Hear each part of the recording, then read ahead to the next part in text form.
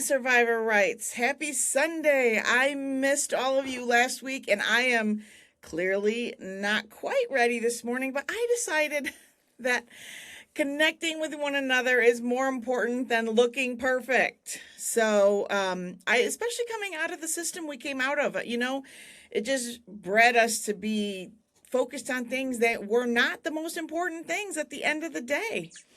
And we're going to talk a lot about that this morning. But yeah, I mean, it really is just a huge reminder that just, this is what's most important. This is what matters most. So, our special guest today is my dear friend, Darla Den Herder. I cannot wait to have this conversation with her. Good morning to all of you out there. Melanie, Rhonda. Let's see who all is watching. I can't see everybody. Say hey if you're out there. But I'm back home after my big long trip, so super excited about that. But I woke up this morning wishing and hoping that someday the day will come. Hi, Susie. It was so fun to meet you. That the day will come that I don't wake up to one more person in despair, one more situation that reminds me how important this work is because for so many years we suffered alone. Good morning, Jeannie. And now we have community, and in a way that I don't know that we ever really had it before. And Darla and I have been friends for over 15 years. I don't even know how many years, Darla, but a long, long time. We've been very good friends. And hi, Tamari. Sorry I missed you on this trip, but anyway, yeah. So today is another day of despair for someone and the ripple effects of that to other people that we know and love. So anyway, I just want to say a shout out, but I would love to not wake up and feel like I need to fall to my knees and pray. So with that, I do have several announcements that we're going to talk about very, very quickly. First of all, the financial literacy class starts this Tuesday. It's in the events. So everything that I'm going to talk about is going to be in the events tab. So if you go to the events tab, it should, and say if you're interested or that you want to go, you will be reminded on a regular basis that is upcoming. So that is again on Zoom. It is not going to be recorded. Oh yes, it is. It will be recorded. But it's really, she teaches kind of based on the David Ramsey scenario. So feel free to join that. Totally complimentary on her part. I'll be doing the technology for her. Good morning, Vani. But yeah, I think that's going to be a great class, starting just with the basics of things that we didn't understand. I did full service financial planning for a career for many, many years, and so I am thrilled to have Audrey doing that class for you guys. This Wednesday will be Cherie Kropp, her third episode focusing on our hair, which I can hardly wait. That's going to be so exciting. And then I wanted to announce, good morning, Rhonda, that Steve Vandermeiden and I are going to start a weekly podcast. It's going to be Wednesday mornings at 11 broadcast. We're calling it Talking It Through. And it's going to be about all kinds of communication stuff that he and I like to talk about when we're on the show. He's on here monthly. In fact, he will be on again next Sunday. It is Father's Day next Sunday, but we are going to have a show. I know we didn't on Mother's Day, but we'll be back next Sunday. Our first show will be broadcast this Wednesday morning at 11, and we're just going to be he and I talking about whatever we want to talk about. Not necessarily 2x2 specific, but heavy on the high control religion piece. Couldn't do David Ramsey, too much control. Yes, Melanie, there's a lot of control to it, but there's also some good basics in it that I think are super important for people to know and understand, specifically compound interest and the value of saving and how the time value of money. Some of those things are pretty important. So she doesn't stick to it 100% either, Mel, just for that same reason. But anyway, hope you guys will join Steve and I as we start this fun journey together. Also wanted to give an update on the Technology Fund. Thank you so much to those of you who have contributed. I know several of you are like, I'm going to get in there. We just have a few days left on that, and I'll be closing that and moving forward with those purchases and the technology and also the software. I also wanted to just take a minute to honor Edie Garcelon. Her life mattered so deeply in this space. She was 83 years old. She passed away this last Wednesday. And that journey has been really hard on a lot of you. So I just want to acknowledge that this morning, and I want to honor her life one more time. She made lots of us quilts that we can wrap ourselves in for the rest of our lives. And a sad, sad, sad loss to this community for her. Also, I just wanted to thank Robert and Sue for joining me again this last Thursday. That show resonated with a lot of you, man. I tell you what, we hit a nerve with many, many of you. So, thanks to them for having the courage. I want to thank Darla for having the courage this morning because they're both kind of last minute, spur of the moment. But those are sometimes the best shows. I also wanted to say, with Edie's passing and convention season on us, I just wanted to put a little reminder out there that if you're going to call in, make sure you're in good space, make sure that you have the resources that you need, and to really be gentle with yourself, because I know I don't know what it is about convention. Well, I do know what it is. But anyway, just be careful with that. Today is Soul Sunday. Kevin and Shirlene Eicher have been managing that for all of us. They will be at our home here in Northeast Washington this week. So feel free, for those of you who are writers. I also wanted to put a shout out to Cherie Kropp's new new group that she put up yesterday. It's the bookshop. So if you guys have anything that you have published, it's now going to be available to all the 2x2s. It's basically a 2x2 bookshop, where all the books in the world that anybody in the 2x2 community has written will be available. So make sure you check that out. There's a link on our page. And then the last huge announcement: share away. Anything on this page is shareable. The Abuse Cover-Up Show with Cynthia Lyles, Cherie Kropp with Telling the Truth, and Bruce Murdoch with Wings for Truth. And Cynthia, on the 24th. It's going to be a 2-hour long special show on Wednesday. It will be recorded. Dan Pierce will be translating that into Spanish, and it'll be posted on YouTube. But I just want you to mentally prepare for all of that. It's going to be a lot to take in. I'm just going to put it out there. You're going to need to mentally prepare for the knowledge that's going to come, because we started out calling it If You Knew What We Know.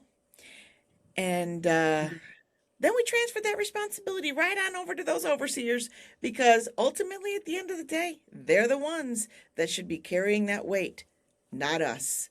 They know everything that we know, and you're going to find all that out on that show. Okay. Any questions out there about any of that? Let me know. Susie watched it again with Mama after meeting. I'm so glad that you did that. That is such an awesome. It was a great, great show. Okay. With that, my phone's already blowing up, as you can probably hear. But we're here today to talk to Darla and connect with Darla. I feel like these Sunday mornings that we have together is just so exciting. And I got to spend a couple of nights with Darla this last week. And I was so sad to leave her that I wanted you all to kind of get a feel for what her and I got to experience on her back porch. Just sitting there with our feet up, having coffee. It was a wonderful time. And I loved every second of it. And so I wanted to just extend that out to the universe, because you all need to feel what we felt sitting there together. Welcome, Darla. Thank you for being here. We have a lot to look through. For those of you who didn't read the description of this, she was in the work for 22 years, has been out a lot longer. And I have had the opportunity of watching you grow, Darla, and into the purpose that you have now, that I believe you're really just stepping into finally, and with such grace and power and prayer. I'm so excited for what lies ahead for this community through you. And so the first thing we're going to do is look back, because that allows us often to look forward. When we're able to look back and really process through what we've gone through, all of us together, it's just helps give us the gumption to move forward, I think, sometimes. So, the first question that I have for you this morning is, what was the hardest part about leaving the work? I also know that people who are still in and workers that are still in often watch these shows. And I just want to take all that with all the love in the world for everyone that's ever been a worker. I have so much compassion. I've known you. I'll shut up here in just a second, Darla. But I've known you for a long time, and I have watched the journey that you have been on to heal from being a sister worker. And I know a lot of other sister workers that have left and that are part of the space now.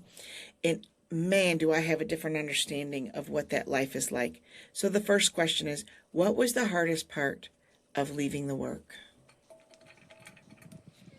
Ironically enough, it was not being a worker. Mm, That's all, not having that worker rhythm in my life anymore.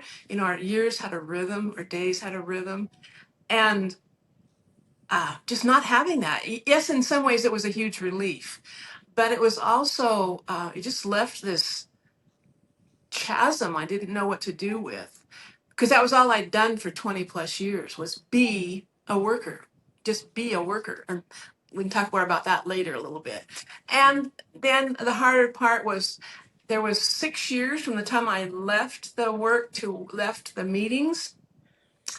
And going to conventions those years was, as a now an ex-worker sitting out in the crowd, that Yeah. was so awkward. And then the friends that didn't know what to do with me, that would now give me a wide berth that used to be close friends. That was the hardest part, the switch in relationships. That was the hardest part. Not only relationship, but status. Oh yeah, oh yeah. Status was huge Yeah. because, to be honest, I liked it. Um, I liked I liked being popular, and I liked being esteemed and valued. It sounds awful now, but it was, I liked that. And then when suddenly it's gone, it was like, okay, now what? It was an adjustment for sure for a long time. Yes. You were still processing that when I met you. Yeah. Um, okay, with that, talk about what beliefs you have kept and what you had to let go of as you look back on not only, I mean, you were born and raised in the two by twos. For anybody that doesn't know, I know your parents were divorced when you were young, which was a huge issue for you. First divorce on the West Coast. And you've carried that weight of their choice with you for decades. Uh, Talk about what beliefs you have had to let go of. Well, I let go of that whole divorce remarriage system before I left the work. I mean, I realized how it was treated was not scriptural at all. It was horrible. Yeah. And but I did keep the Lord close, extremely close. I kept praying. I kept reading my Bible. Albeit I was distracted a lot, just trying to readjust to civilian life, I call it.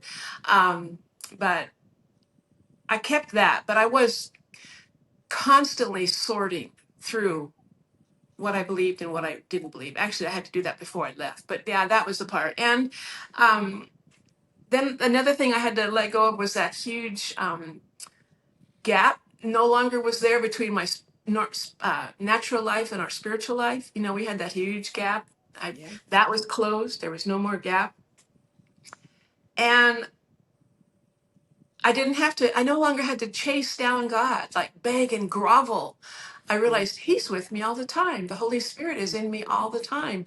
And that was, what a relief. Because I used to spend hours getting ready for a meeting in the work, just begging the Lord to speak to me. Well, He was speaking. I just didn't know how to listen. So that was the period. And then those are the main beliefs I kept and what I let go of. So that's a brief summary of it. Talk for a second about the gap of the natural and spiritual, because I think that that's something that a lot of people would like to know more about, because that journey for you, and I think you have still been on that journey for a long time, of there's a huge gap that I think a lot of people might not even understand what you're talking about. They're like, what does she even mean by that? Tell us what you mean by that. It's okay. It's the parts that we never thought we could pray about. You could only pray about, help me to have a right spirit, help me to have, speak to me in meetings or whatever. But we couldn't pray about, please heal somebody. Please, please be, help me today to make the right decision at work, at home. Help me to, yes, help me find a parking space because I'm tired. I don't want to walk a mile into the store. Help, those kind of things, those that we Yes. were just, we made fun of before. But inviting him into every part of my life was a comfort and such a relief Yeah. that, yeah, he cared. He cares about that stuff. He Right. cares about it all. And I think that's the piece. You can pray about anything. Yes, I think, when I look at my prayer list now and the things that I pray for people, like it's just, yeah, fascinating to me how Yep, that, it is. It well, I never is. kept a prayer list before, I'm not going to lie, I didn't. Now I do. But yeah, I love, you've also done some work in the weight loss space around that, so I don't want to let that concept go, that to pray that God would help you lose weight and help you choose to not eat things that you knew were not healthy for you because you feel the Bible is actually pretty clear about that our body being a temple of God.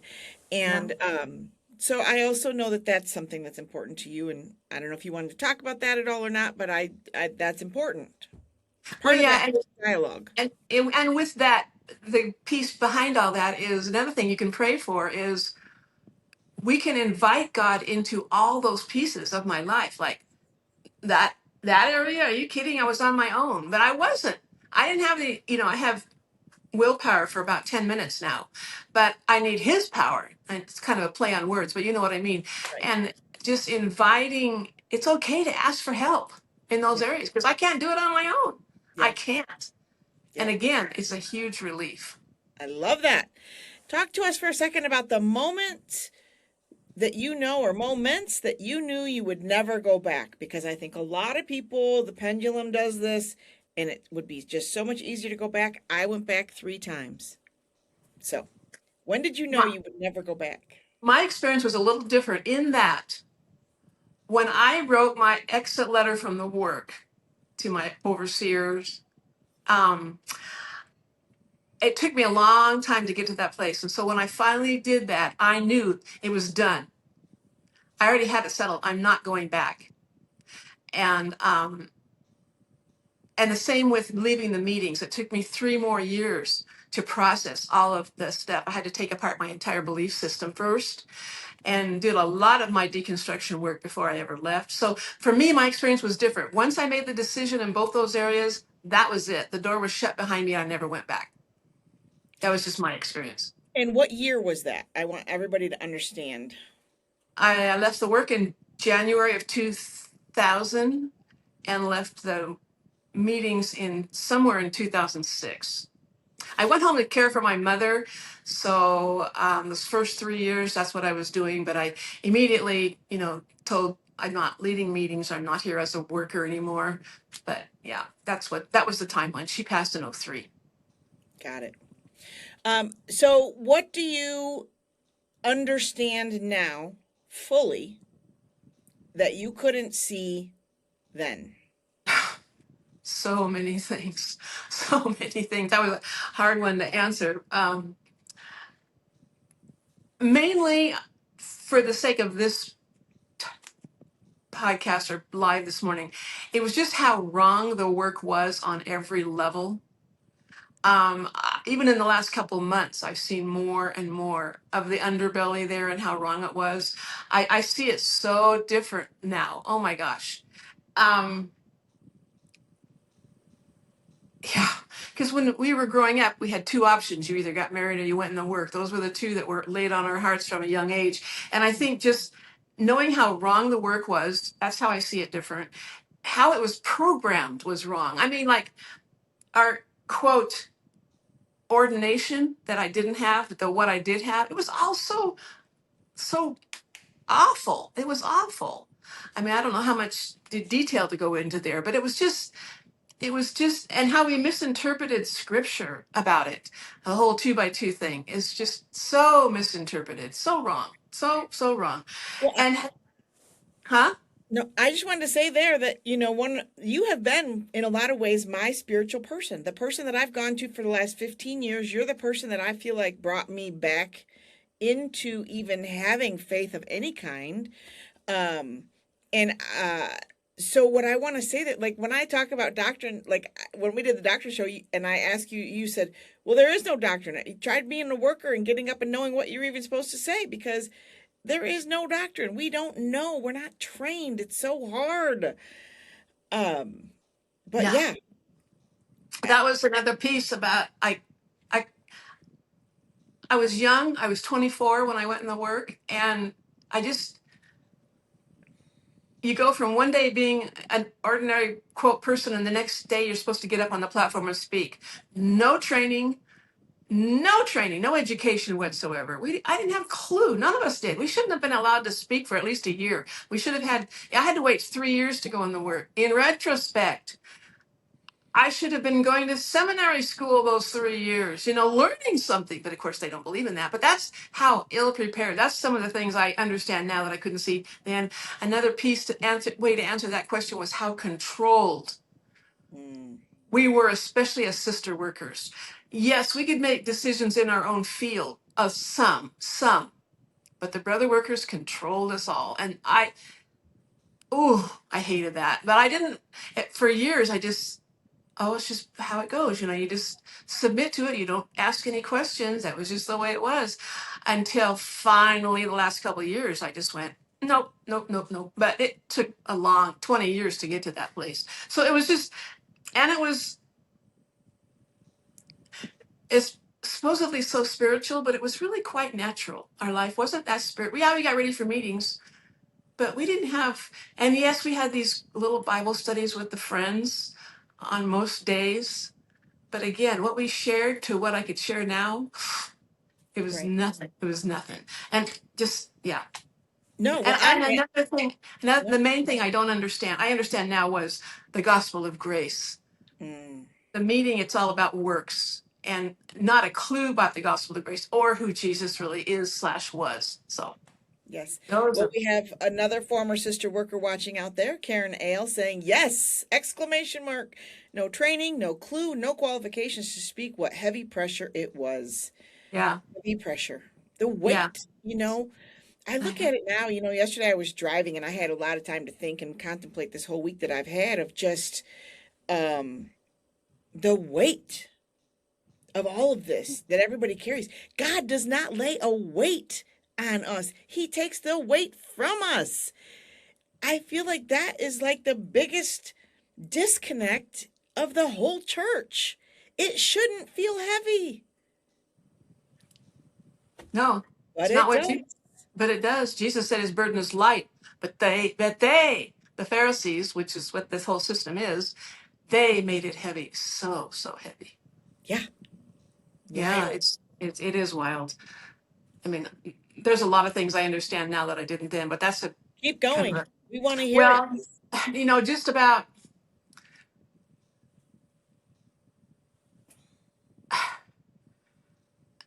when I went in the work, I described it recently in somewhere else that it was like um, you joined the club. I don't know how else to say it. You go from being a friend. I went to preps, and that day I joined the club. It was a very elite club, and I spent the rest of my years trying to fit into the subliminal rules of that club. Hmm. It's a very elite club, and that's what you do. And I look back and I go, I, I didn't question anything. You just drank the Kool Aid. Yeah. We all drank. I drank the Kool Aid, and I went into work with a lofty goal of I was going to pray and learn how to pray and learn how to study my Bible. Yeah, we prayed, but I didn't learn how to study my Bible. No one taught me, and I never taught anybody. When I had responsibility as an older companion, I never taught anybody how to study the Bible. Never even entered my head. Right. So many things. I don't know what we were doing. We were in la la land. I was in la la land. Melanie is saying doctrine is a worldly word. We didn't need doctrine. We only needed to be spirit led. And, did you feel that way? Yeah, I'm sure you did. Yeah, yes and no. I mean, I prayed for the Spirit to leave, begging Spirit, but we sang that hymn, "Take not thy Holy Spirit from me," because when any minute he could flee away. Well, I don't believe that at all anymore. I mean, it was all just so. And if Yeah. my friend Jana is listening, her and I have talked about this for countless hours. She was in the work too for about 14, 15 years, and we had totally different experiences. So some of what I'm saying, she's going to be rolling her eyes at because her experience is different, but in her own unique, wonderful way. But Yep. those are the main things. I'll stop there. Well, I also do want to honor what you said about the Bible study because oh, Karen Ale is saying she never felt like she was good enough for the club. Would you agree, Karen, that that was a club? Because we've talked a lot. I've learned a lot about, the underbelly of the church, the system. It's not even a church. The system is so awful, but then there's a whole nother level of awful when you're a worker. The underbelly gets like magnified. Would you agree with that? Yeah, and I think like the difference. I don't know Karen, but the difference is, and this is not. This is going to sound boastful. I don't mean to, but I think a lot has to do with your personality, your confidence. Yeah. I And was your very last outgoing. Huh? and your last name. Yeah, yeah. My last name on the West Coast was famous at that time. Now it's infamous. Anyway, um, and I was very outgoing, and this sounds terrible, but I was popular. I became popular. I was the fun one, the life of the party. Well, those first umpteen years, my sermons were just ridiculous, but I could articulate somewhat. I mean, Right. I jumped off the side of the platform the first time I spoke in my brand new heels for the first time, rather than gracefully walking down the steps in the beginning. I just did silly things, but Right. I think a lot of it has to do with your confidence. So I felt a part of the club from day one. Yeah. I just did. The other thing I want to acknowledge is BSF, Bible Study Fellowship. That there's a lot of for anybody that doesn't know about that. You're one of the leaders. There's several leaders, and there's a lot of it's not a 2x2 thing, but there are 2x2 specific groups. So we're not going to get into that. But you have learned how to study the Bible totally differently through BSF, Yeah. and some of those other. You went to a few other churches I know and learned to study the Bible very differently. So, are there any tips that you would give anybody that's listening that says, I don't even read my Bible anymore? I don't even know how to look at it. I wouldn't even know where to begin. I just put it on a shelf because that's where it kind of has always been in my life. What would you say to those people? Well, first of all, I know two very dear friends that did that for years, decades, didn't pick up their Bibles. First of all, if you are, don't don't read your King James black leather Oxford Bible. Put it away on the shelf. Get a new translation, another one, because it'll make it come alive. And, if you can, there's all kinds of resources online. Um, Bible studies that you can do with other women. The Johnsons mentioned Bema the other day, and that's been a big thing for a lot of people too, is listening to the Bema podcast. Yeah, I've never done those, but I've heard about it. There are several of them out there. So if anybody has any input on that, feel free to put it into the comments. But one Yeah. of the other things that I always love that you do, you're an awful crafty person, and you have a Bible scrapbook that is just, and it's like this. I don't know if you have it handy, you could show us, but it's wild. It's just this. She does all these scrap. She does scrapbooking in this Bible that's designed for scrapbooking. So, so interesting. Yeah. Karen saying that she begged for the spirit. One companion even told me that she didn't have it. Oh, how heartbreaking. It That's seems so terrible. many sisters were critical, whispering, judging, and condemning. Not all, but many. Yeah, I mean, yeah. Melanie, And have and there and there again, I will say I was blessed. I had some odd companions, real odd, couple odd ladies, but I never had any mean ones. yeah, there are some mean ones. Oh, there are. I know. And I knew even on our staff, that was on the Oregon and Montana staff. I know there were, but I was fortunate I never had any mean ones. Odd ones, yes, but not mean ones. Right. And and I was told by some to not laugh so loud and kind of calm it down, you know, Yeah, calm it down. That's why I loved preps because I didn't have to calm it down there. there you go. So as we move into the next session, because that's the looking back part. Is there anything else you want to say on that? Because I want to cross the threshold for everybody on moving forward. One aha big that I've had in the last couple of months is that so many people get stuck in the past and looking back and having that identity for the rest of their lives and carrying that pain for so many years because this is what was revealed to me. They're holding on to hope. Hope that it will change or hope that it would be different, hope that it would whatever. And until they literally realize there is no hope there. If you want to, is God in it? Yes. But in the system itself, as long as you're holding on to hope that that is going to change or that's going to be different, Ton made a very good point about if the church were to change, it would look completely different. It would never be the church that we know. So to just learn how to let go of that. With that, the whole rest of our time together is going to be talking about your new identity and the reinvention of Darla Den Herder. That's what I want to move on to. But is there anything else that you would like to say about looking back before we turn and look forward? Because there is a threshold that I think we all need to cross of letting that hope of whatever that is go.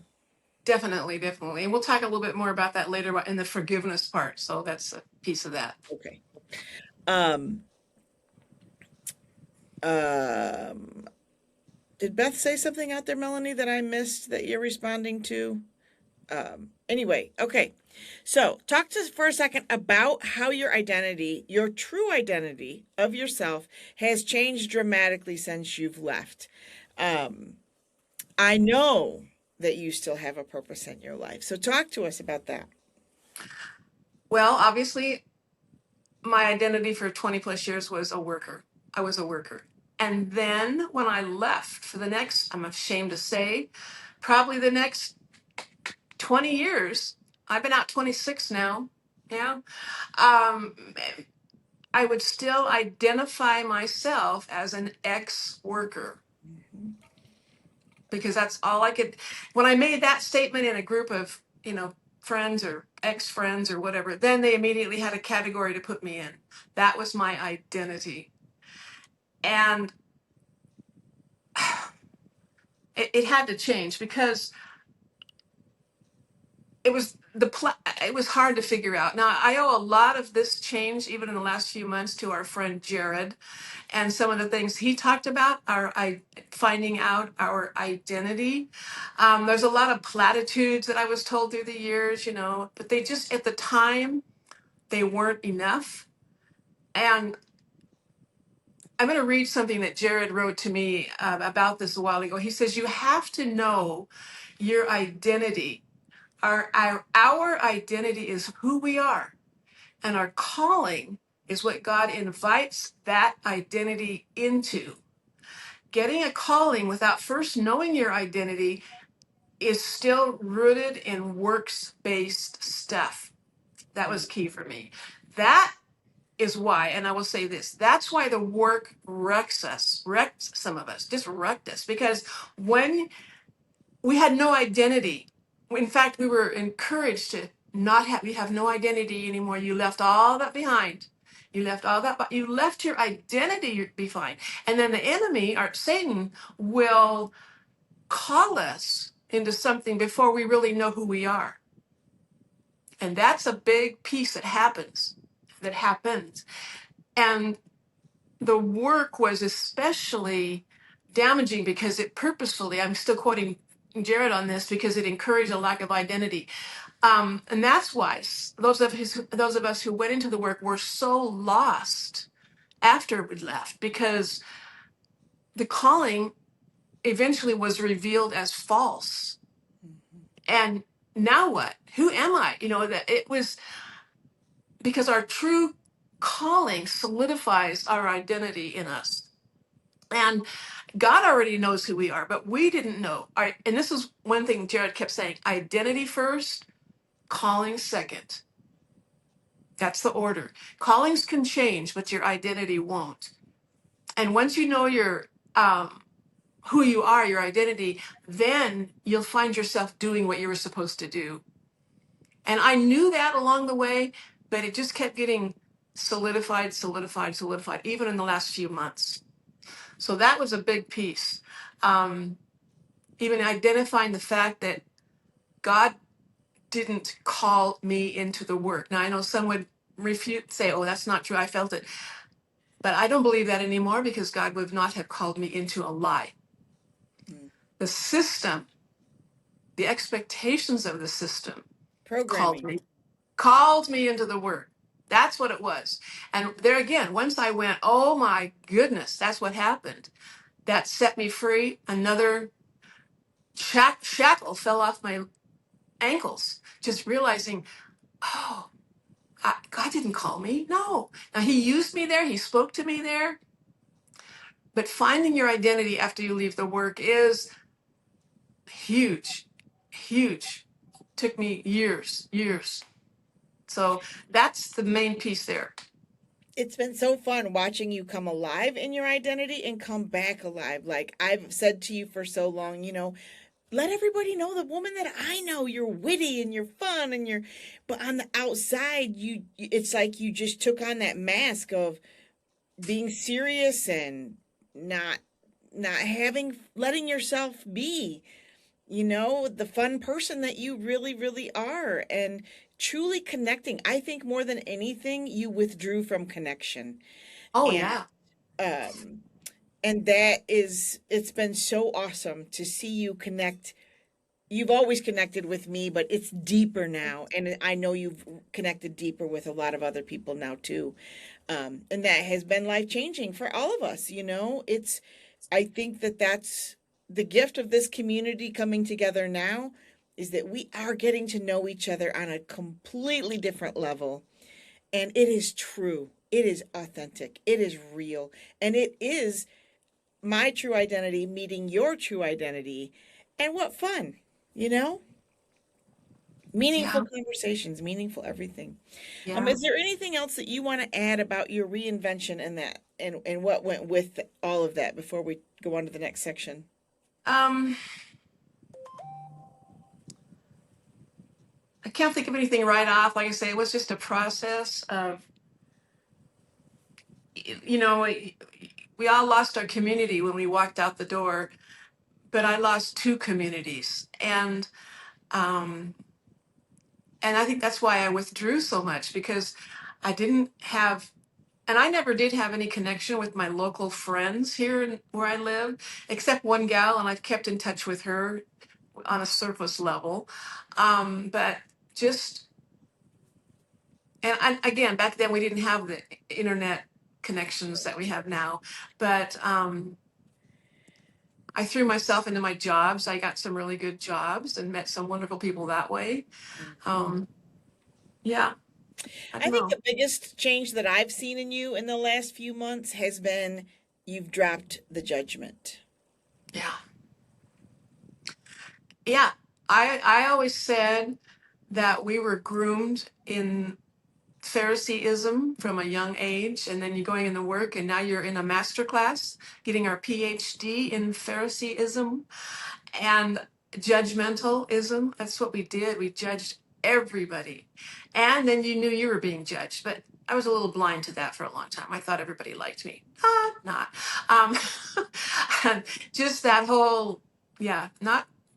I've learned that a lot with my ladies I study with. To just let them all be where they are, Yeah. because a lot, I've been looking back for 20 some years now, but some of these gals have only been looking back since Brewergate, and that's not very long ago. And just to let them all be where they are and in their process. Right. Well, that takes me also to the friendship piece of it. What friendships have emerged and from the ashes for you that you just feel like, you know, that connection? You, you, you're a main one there, Crystal, and my Bible study ladies that I study with, and a few from church that have come and gone through the years. And that question before that I crossed out, you had asked me what losses are still painful after all these years. And I would say I went back and looked at that again this morning. Mostly it was family, because when you go on the work, you have to sever all your family relationships, really. I mean, yeah, we saw them and kept in touch, but you have to sever that. And I grieve over that one still. Some of the family relationships, some of the distant family more than anything, cousins and stuff. And um, yeah, just because well, you don't go to meeting anymore, so I don't have, you just, Yeah. So we don't have contact with you. uh-uh. Yeah. And I didn't reach out either. Goes both ways. Yeah. Goes both ways. That's So also what we're learning. yeah, but he has given me, I have a wonderful, um, now a wonderful group of women in my life, friends, they live all across the country, and you're one of them. And um, I'm so blessed in that. I have these amazing, powerful, fun, spiritual, crazy, a little bit of everything. These gals are to me, and I love it. I love it. They're huge now. Yep. But here's the other change that I have seen in you. Um, you now have relationships with your neighbors. You talk to all your neighbors and the people that you see when you're walking. 5 years ago, Darla, you didn't do that. They were not they were not in your circle, not like they are now. Not like they are now. Yeah, yeah, yeah, yeah. You didn't just wave and hi, how are you? Like I feel like when I say that I've watched you come alive and become the person in who you are, and I think again, part of the control mechanism of that system is that it separates us from everyone and everything. That's how they maintain control. So the sooner you realize that if you stay in that bubble for the rest of your life, you're going to be stuck in the past and looking back. So for anybody listening, if you can figure out how to start waving at your neighbors and feeding the cats together and doing whatever it is that you do, like, being at the Johnsons this week, watching them run out to meet the dog and say, we stopped to talk to everybody in the neighborhood, just totally different than what it would have been 5 years ago. You just politely nod and keep walking, but not anymore. Yeah. Big change, big shift in the fullness of life and the joy of life and connection. Connection is what keeps us sane. Yeah. Yeah. Bonnie is saying her own sister tells me we don't have anything in common anymore. It's sad. It is. Yes. So sad. Um, okay. So talk to us about that forgiveness that you promised to talk to us about. What role does forgiveness play in your life now? Oof. I had to forgive, first of all, I had to forgive the work for all the things I let, well, I'll come back to that in a second, that I let the work take from me. I had to forgive the work for doing that because that's what it was the system. It took from me uh, my family, my connections, my money, my home, my prospects, my childbearing years, all those things, my relationship, possible marriage, all that. I had to forgive the work for that, but then I had to forgive myself for letting them do that. There was no gun held to my head. You have to go in the work and you have to do all these things. I did that voluntarily, and I had to take responsibility for that. And I just did that recently. I mean, really recently. Like, darling, nobody made you do those things. So I had to forgive myself. And then I had to forgive myself for all the things that I unknowingly taught in meetings that now I'm just mortified about, that we're not right, we're not true. I had to forgive myself for that and ask the Lord to forgive myself for that. I know He did. Just the blind, it was really the blind leading the blind.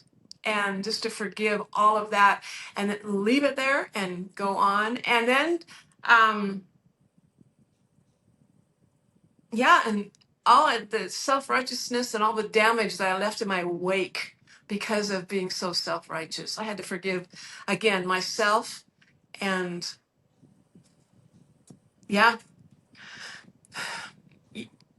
when that's all you ever knew, I just did it so long. Why did it take me so long to leave? I don't know. That's one of my Because you didn't know. I say it all the time. Ignorance is the enemy. And I'm not saying you were ignorant. I'm saying you well, I did not was. know. That's the definition. You did not know then what you know now. And that's, Yeah. I think part of the reason that everybody says, like you said to me yesterday, you've been on a 10-day trip, you're just getting home. Why would you want to do a show? I want to do a show because how can I not? I didn't do one last week and I missed it. But it's not just that. It's not about me. It's about that I could do a show every single day and it would never be enough for the pain and suffering that's out there and for the people who need to know what you're saying today. I wouldn't want to put off what's coming out of you today for one more day. So Yeah, thank you. yeah, Susie's saying when you know better, you do better. Yes. So share the word, everybody. We're coming together, we're learning together, everybody's learning. I don't have all the answers. I don't even have half the answers. I don't. But I talk to a lot of people who know more than I do on the show. So there you go. I want to talk now about what God means to you today. Everything. He's my rock, my anchor, my support, my hope, my joy, my savior. I mean, I could go on and on. He's my person. You know, I, I didn't walk away from God. I know some do because they can't separate the system from God, and that breaks my heart because the system is horrible. God isn't, but for some, they just can't make that switch yet or see that. It takes time. Um, but he just means everything to me. I mean, especially because I live alone. I've been living alone for 26 years. And, he's everything to me. So I guess that's how I would answer that question. How has your spiritual life evolved? I love that you talked about the difference between our natural life and our spiritual life, but I want to talk for a second about how your spiritual life has evolved. I think that we all have this image of workers that they are in their bedrooms praying on their knees, and now we all know they're on their cell phones watching movies, um, but or watching porn. Sadly, Ugh. I'm actually going to do a class for people that want to stay in meetings and allow workers in their homes, but I'm going to teach them how to look at their Wi-Fi router and see what websites they're going to in your home. Wow. We're going Oh, to wow. show them. Yep. That'll be good. That'll be good. Yep. Oh my goodness. That's gonna that right there, that knowledge alone will change a lot of hearts, and only because they are ignorant, again, not in a bad way. They just don't know and they don't want to see it. And that's what the case of a lot of people. A lot of people say, I don't want to know. I don't want to hear it. Well, yeah, because if you did, you would have to change. You could not continue if Yeah. you faced the reality of this situation. Um, Talk to us about your spiritual life, the Well, evolution. I don't get on my knees anymore. I haven't since forever. I don't know. I can't even remember. Now I physically can't. My knees are But you bad. pray fervently. Yeah, I pray during the day, yes, as you're just walking around, you're talking to God. I pray in my chair inside, and the rest of the year now I'm outside every morning on my patio, and I will sit out there and I stare up at the sky and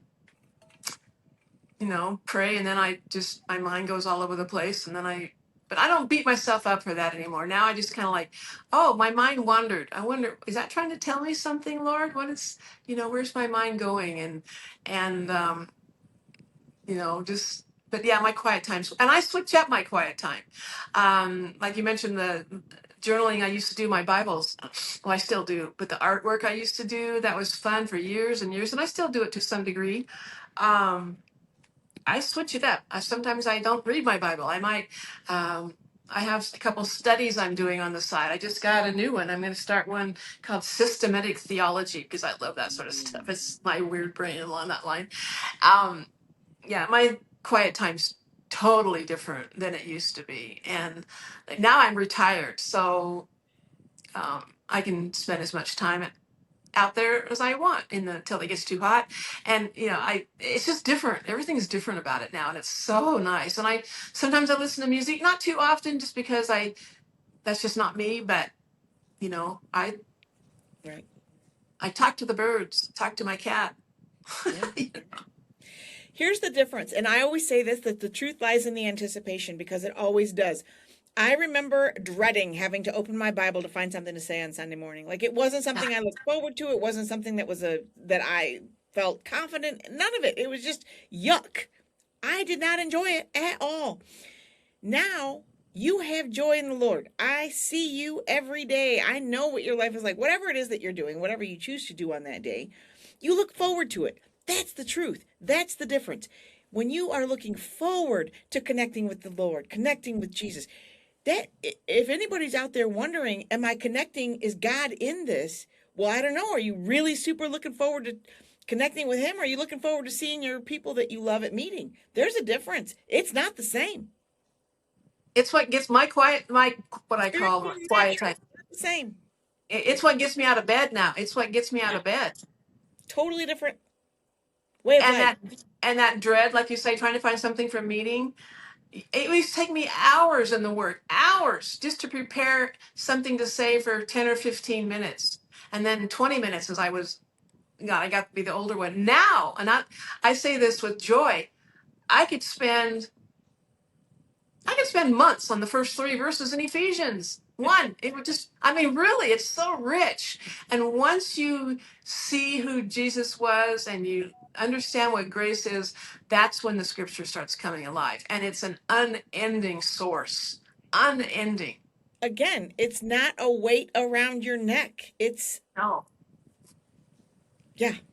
And I think that's what it was for a lot of us for a long, long time. Yeah. Um, what questions are you comfortable leaving unanswered? Ah, that's the next one. That one's a hard one. That's a tough one. That's a tough one because I lay it down and then I pick some of those up again. I think for me, what I wrote down was, why has he left me alone, living alone all these years? Yeah. I mean, that was it. Was I being punished? I wrestled with that for years. Was I being punished because I was a horrible daughter to my mother when I was in the work? I grieve over that one. But, am I being punished? Or would I have just been a horrible, would my marriage have been awful? Because I didn't know piddly squat. All the women in my family were divorced. I didn't know how to do that. I would have been horrible. Or am I alone because he saved me? He knew I would be miserable in some of those relationships. Maybe that was why. But those are questions I don't have answers for. That and then why did it take me so long to finally leave? Why? I don't know. But again, I can see now he's using all those years, the experience I can bring even to a thing like this right now, the experiences I had that I can share that I wouldn't have had otherwise. If I'd only been in the work for a couple of years, I wouldn't have had the same experience. So those are the questions that are the hardest ones for me to not have answers to. Mainly is, why am I still alone? Yeah. But I am. And maybe And I there's, I don't know. well, that the reason that I asked that question is because that's the line of faith. That's where you have to just have faith. And if you Yeah. don't, like, I just, yeah, interesting. Okay, so with that though, kind of similar, what wounds that you carried have taken the longest to heal? Well, that kind of dovetails what I just said. Yes. Um, you know, Acknowledging that those weren't all wasted years. They were, in a sense, yes, I wasted a lot of years. A lot of years that I wish I could get back, but I just have to let that go. I can't undo it. It's done. And the relationships that I lost, that I haven't, some of them I will never probably, rekindle or heal. I think those are the two things. And I want to clarify because they're still in and you're out, and therefore the twain shall not meet. And Yeah. that is the most unfortunate thing in the world, you know? Yeah, it's just so sad to me, that separation. Anything else you want to talk about the wounds? Because otherwise, we're going to go back to talking about the worker experience a little bit. Yeah. Let's move on. Um, what do people misunderstand about workers? Okay. This section is really important to me. I want to get across. First of all, that all of us that were in the work, we weren't all horrible people. We weren't all addicted to awful things. We weren't all abusive. We weren't all horrible. And I know some of you will acknowledge that, we weren't. Yes, there's plenty of them that are and that were, but not all of us were. We were just doing what was expected of us. We were just going along in the club. We were in the club and doing what was expected. There was a lot of subliminal rules we had to follow to stay in the club. And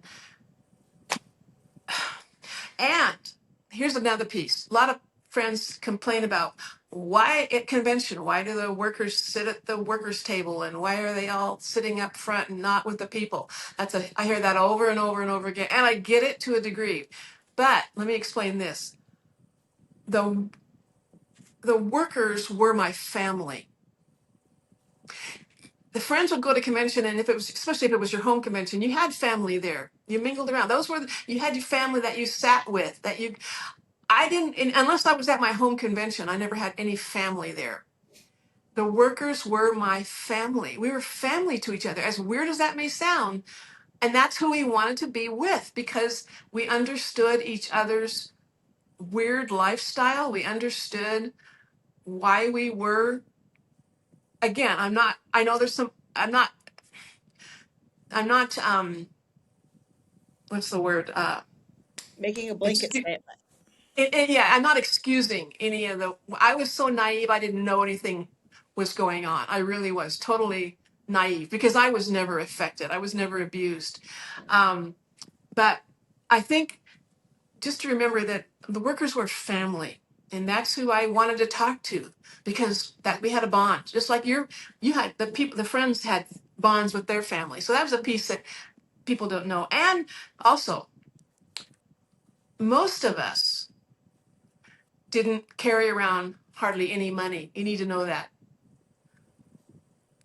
As we were given, my years in the work, we were given 200, and at the last couple of years, $250 at the end of our convention season to go into your new field. And no, this was back in the day. I don't know what they're getting now, but that was to, you had a couple weeks after convention before you went to your field, and that was to, buy gas, to line up and pay hall rent for your gospel meeting if one of the friends wasn't covering that, which sometimes they did, most times they didn't.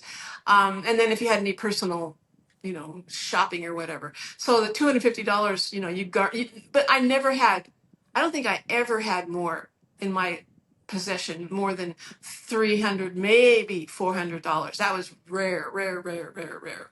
Wow. One time I remember we didn't have anywhere to stay, and I had been calling around all day. It was a gospel meeting day, trying to find a place to stay. Nobody had any room for us. It was a smaller field. After the gospel meeting, we're driving around. It was night. We had nowhere to stay. And we're driving around. And between me and my companion, we didn't have enough money to get a hotel between the two of us. Finally, we just pulled into the yard of one of our families, and at 9 o'clock at night, what are you doing here? Do you need somewhere to stay? Yes. And they took us in. So anyway, we didn't have lots of money. Just so you know, the average worker doesn't. Right. And especially somebody's acknowledging you were honest and you gave up the money that people gave you, like that whole process of there are and there are people who manage the money and they have the money and the rest of you don't Yeah. know where I the mean, money is or have access to it. at the end of perhaps in convention, any money you had left, you turned it in, and that's where you got your new. I had one sister, she's a friend of mine. We would get our envelope with our money in it, and she was a former banker. So she'd get out her money, she'd go 20, 40, 60, 81, 20, 40, 60, 82. Well, we didn't get a raise this year. It was funny. But yeah, no, so we didn't have a lot of money. And then I had older companions. You got money in the mail sometimes and money from the friends. There again, most of the money came from little old ladies living on Social Security checks. The wealthy people in the field, I hate to say, they were the stingiest. Yep. I'm sorry, but it's true. Not always, but vast majority of the time. So anyway, we didn't have a lot of money. What were your greatest joys during those years?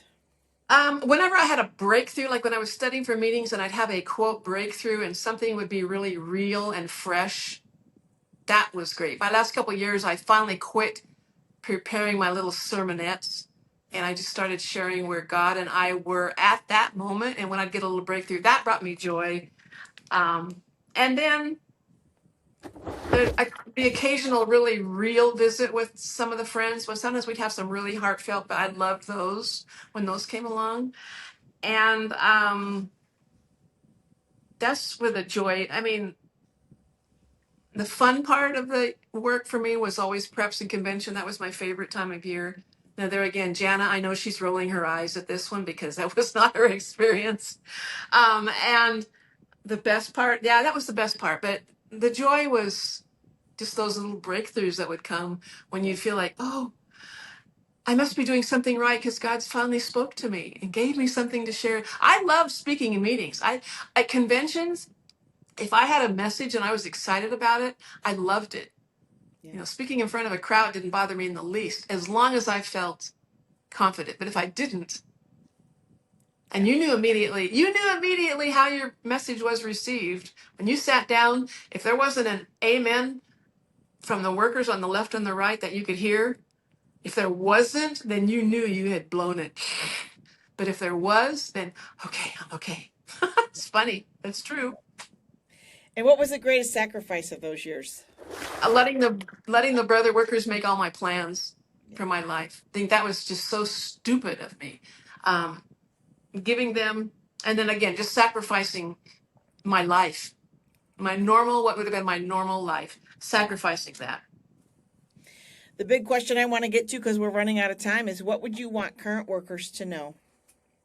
Pay attention to the nudges in your spirit. Especially nowadays, all you've heard, pay attention. Keep knocking, asking, and what is it? Knock, ask, and seek. Keep doing that. That's not just for strangers, that's for us. Listen to the nudges. And if God is calling you out of the work, you have to believe that He will take care of you. Yes. He will take care of you. He gave me some amazing jobs. Yeah. And He will take care of you. You've got to trust that. And That. because this is the key message for them, fear is never of God. Fear does not come from God. It's coming from the enemy of your soul.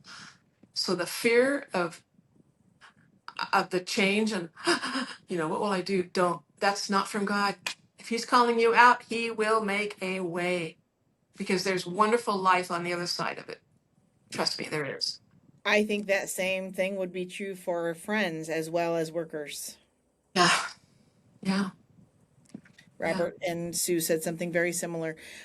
Carolyn wants to know if when you saw workers that had been in foreign fields for a long time come back and really didn't have the dogma about the 2x2s being the only way. She's wondering.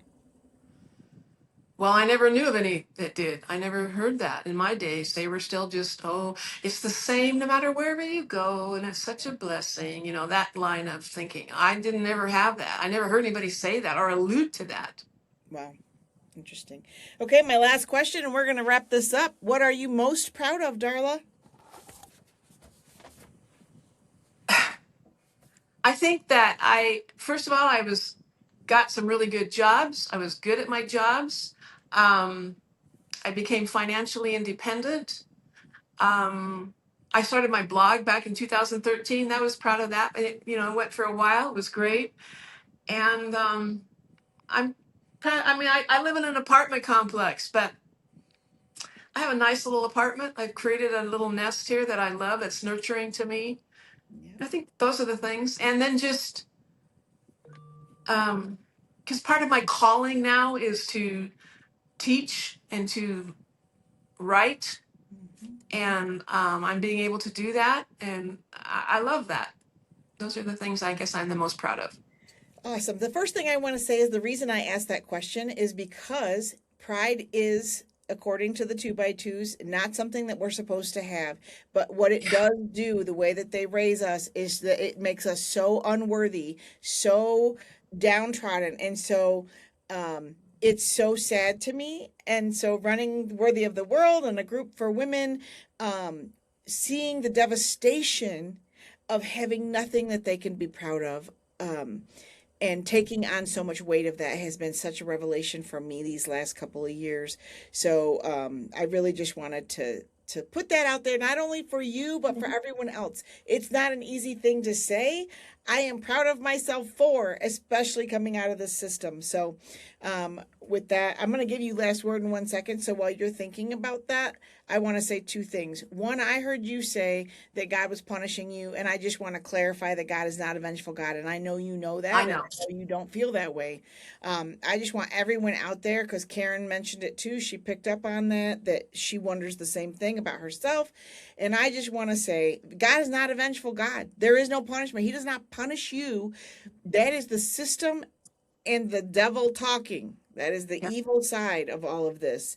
And then the other announcement that I forgot to make before I give you last word is that we started training this week on the healing circles through Pathways to Healing. And I just want to let everybody know that there's 20 of us that are training, and we're going to start be doing that. So I just want to put that out there. And I just want to once again say, after the morning that I had today, and I've had a few of those this last week or evenings, you're not alone.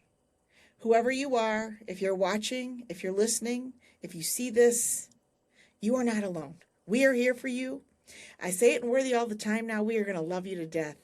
And that's just how this community is now. We will find you the help that you need. We will be there to lift you up. We will be there to pray for you, with you. It's not the same. Nothing is the same anymore. We are here. You are not alone. So if anybody's out there, I just want I just want that. Okay, last word goes to you, my dear. Really, nothing else to say except I no longer see myself as an ex-worker, and I would pray that others could that others could give me that grace also. And I see myself now as a yes. I still love. If I was younger and had the money, I'd go back to seminary school right now. I still love that teaching and preaching, and part of it, that's the part I miss. But I would do it now in a right setup, in the right revelation, in the right church. So I thankful for the ones who have given me the grace to move forward. Some of my lady friends, and they look past that, and their patience with me as I've wrestled. And oh my gosh, it's that was a third of my life, or a little over a third, well, a little less than a third. um, yeah, so anyway, that's all. Well, I love that. And I want to thank you for coming on here. It's taken me months to get you to have the courage to do it, but I'm so glad that you finally are there. I'm pretty sure we'll be having you on again. And I also want to thank you in advance for committing to writing and posting on Survivor Rights a little bit more. You did your first one after I left your house this week, which was awesome. And I just want to let everybody know that they can look forward to that. So thank you. I love you with my whole heart. Thank you, everybody, for watching. Thank you for joining us this morning, this Sunday morning. I hope you all have an amazing day. Love to all, and we will see you on Tuesday for the financial literacy, Wednesday for Steve and I doing our little chit chat, and also with Cherie talking about our hair. Have an awesome day, everybody. Thank you, Crystal. Thank you.